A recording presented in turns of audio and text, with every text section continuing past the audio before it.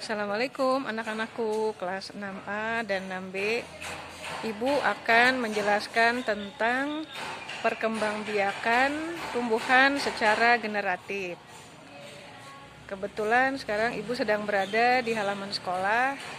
Di sini banyak sekali tanaman, tapi yang memiliki bunga ini hanya ada beberapa jenis tanaman. Nah, salah satunya tanaman bunga yang ada di samping Ibu. Mungkin kalian pernah melihat bunga ini.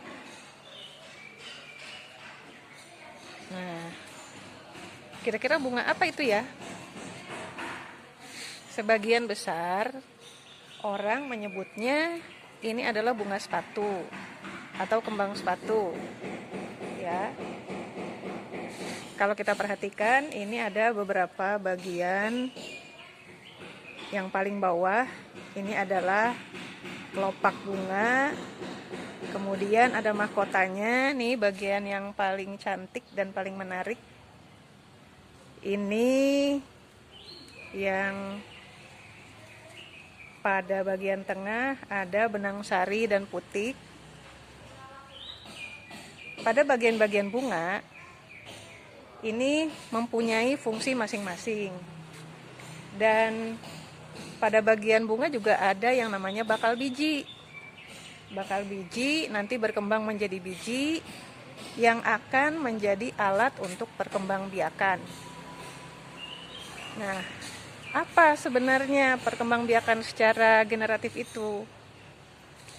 Perkembangbiakan tumbuhan secara generatif, pengertiannya adalah perkembangbiakan tanaman atau tumbuhan melalui biji atau dengan menggunakan biji. Kalau di kehidupan sehari-hari kita, itu banyak contoh tumbuhan atau tanaman yang berkembang biak dengan biji. Dan yang sering kali kita jumpai, contohnya adalah tanaman-tanaman yang banyak mengandung karbohidrat seperti padi, jagung, singkong, umbi-umbian, ya. Tapi yang berkembang biak dengan biji, contohnya adalah tanaman jagung. Dan kalian pasti sering mengkonsumsi buah atau tanaman yang mengandung karbohidrat tersebut. Ya.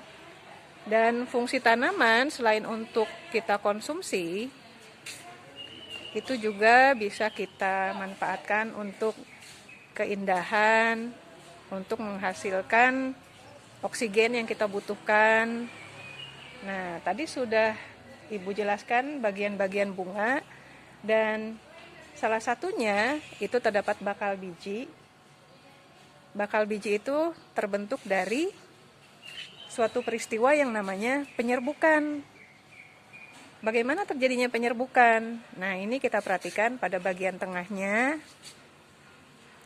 Ini yang merupakan alat perkembangbiakan pada tumbuhan yang namanya benang sari dan putik.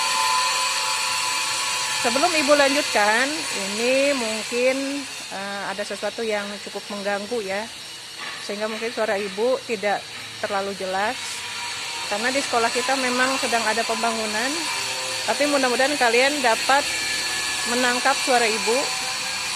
Nah, dari adanya benang sari dan putik pada bagian tumbuhan ini, maka ketika terjadi peristiwa penyerbukan, yaitu jatuhnya serbuk sari ke kepala putik, maka terjadilah pembuahan.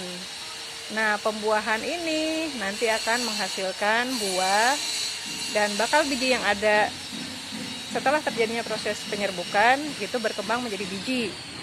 Nah, dari situlah biji dihasilkan. Bijinya nanti dipergunakan untuk memperbanyak atau mengembangbiakan tanaman atau tumbuhan. Ya, itu jadi perbanyakan atau pengembangbiakan tanaman secara generatif dengan memanfaatkan bijinya untuk mendapatkan buah ataupun tanaman yang kita butuhkan. Sekian penjelasan Ibu. Sebelumnya nanti kalian mungkin di rumah ada beberapa jenis tanaman yang kalian punya, itu bisa diamati. Atau ketika kalian mengkonsumsi makanan, seperti misalnya jagung, singkong, itu kalian perhatikan yang dimakan itu apakah termasuk makanan yang mempunyai biji atau makanan yang memang dikembangbiakan dengan cara lain. Ya, kalau yang paling sering kalian jumpai itu biasanya pada buah-buahan yang terdapat biji-bijinya. Kemudian ketika bijinya tidak dipergunakan, itu nanti tersimpan, kemudian bijinya mengering, dan apabila kalian semai atau kalian tanam pada media tanah atau dibiarkan begitu saja jatuh ke tanah, itu nanti akan tumbuh dengan sendirinya. Ya, tugas kalian adalah mengamat-amati tanaman yang ada di sekitar rumah. Kemudian nanti kalian perhatikan bagaimana perkembangan atau perkembangbiakannya, terutama yang berkembang biak secara generatif. Ya, demikian anak-anakku. Semoga kalian memahami penjelasan Ibu dan dapat mengerjakan tugas yang Ibu minta.